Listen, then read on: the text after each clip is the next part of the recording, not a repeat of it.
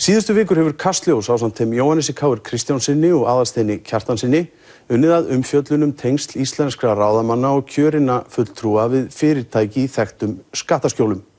Og þrátt fyrir hrun, rannsóknarskýrslur, yfirlýsingar stjórnmálamanna aukið gegnsæi, siðareglur og hagsmunaskráningu, hafði enginn af þessum íslensku stjórnmálamönnum gert opinberlega grein fyrir tengslum sínum við þau, fyrir en spurst var fyrir þau á síðustu vikum. Félögin hafa þeir jafnvel átt í mörg ár. Og auðvitað getur það ekki komið til greina að við ætlum að fara að greiða fyrir gögn af þessum toga með ferðatöskum af seðlum til einhverja huldumanna. Þegar þessi orð fjármálaráðherra féllu í fréttum sjónvarps hafði verið tekist á heimildir skattrannsóknarstjóra til að kaupa skattagögnin í næstum ár. Nokkrum dögum síðar mætti Bjarni því í Kastljós. Það áréttaði hann vilja sinn til að liðka fyrir kaupunum. Það voru hann og skattrannsóknarstjóri sammála.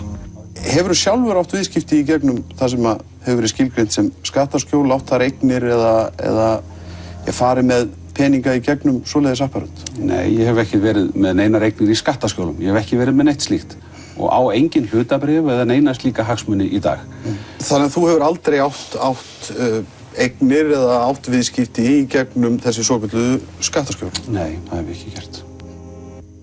Innihald gagnanna sem var rætt og skattrannsóknarstjóri keypti stuttu síðar stangast á við orð Bjarna í Kastljósinu.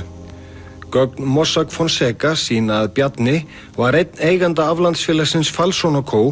frá því í desember 2005. Meðeigendur Bjarna í Falsson & Co. voru Baldvin Valdimarsson, framkvæmdastjóri og einn eiganda Málningar EHF og Ægir Birgisson, fyrrverandi starfsmaður Glitnis og framkvæmdastjóri fjárfestingafélagsins Reik EHF. Heimilisfangið var í 10.000 km fjarlægð frá Íslandi á Seychelleyjum. Hlutaféð var $20.000. Uppsetning þess var hefðbundin.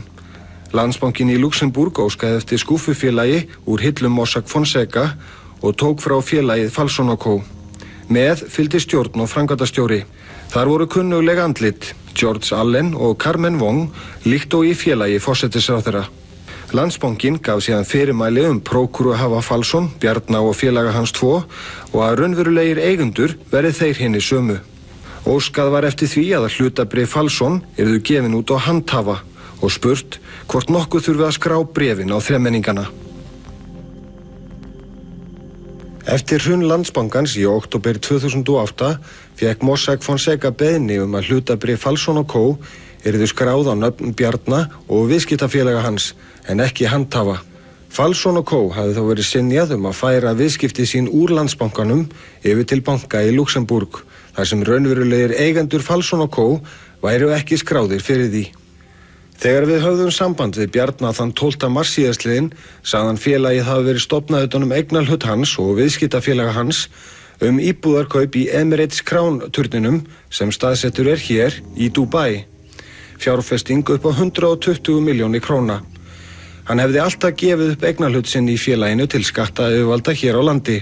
Spurður hvers vegna hann hefði ekki nefnt þetta félag í Kastljósviðtali fyrir ári, sagðist hann ekki líta svo á að félagið hafi fallið undir þá skilgreiningu sem þá var spurt Í yfirlýsingu sem Bjarni sendi frá sér miðja vikuna sagði hann hins vegar að sjálfur hefði hann alltaf talið félagið staðsett í Luxemburg. Það var ekki fyrr en mér barst ábending frá erlendum blaðamanni að ég komst að því að svo hefði ekki verið, en umrætt félag Falsson & Co. var skráð á Seychelleyjum. Það hefði þó engin áhrif í skattalegu samhengi. Í þessu ljósi ber að skoða svör mín í Kastljósi 11. febrúar 2015 þar sem ég sagði aðspurður að ég hefði ekki átt neinar eignir eða viðskipti í skattaskjólum. Þessi svör gaf ég eftir bestu vitund, enda taldi ég mig aldrei hafa átt neitt á aflandssvæði. Eini tilgangur félagsins var að halda utan eignina í Dubai, en svo fór að við tókum aldrei við henni. Ákveðið var að ganga út úr kaupunum árið 2008 og árið 2009 var máli gert upp með tapi og félagið sett í afskráningarferli. Það hafði engar tekjur, skuldaði ekkert, tók aldrei lán, átti engar aðrar eignir, hvorki fyrr né síðar og hafði enga starfsemi. Við gildistöku reglna hagsmunaskráningu þingmanna átti í því hvorki hlut í félagi í atvinnurekstri né aðrar fasteignir en húsnæði til eigin nota. Bjarni hefur ítrekað sagst hafa hætt öllum afskiptum af viðskiptum í lok árs 2008. Eftir úrsögn úr stjórn olíufélagsins N1 og fleiri fyrirtækja sagði Bjarni í viðtali við Viðskiptablaðið í desember 2008 ekki eiga neinna hagsmuna að gæta í neinum hlutafélögum og því hafi þetta verið einföld ákvörðun.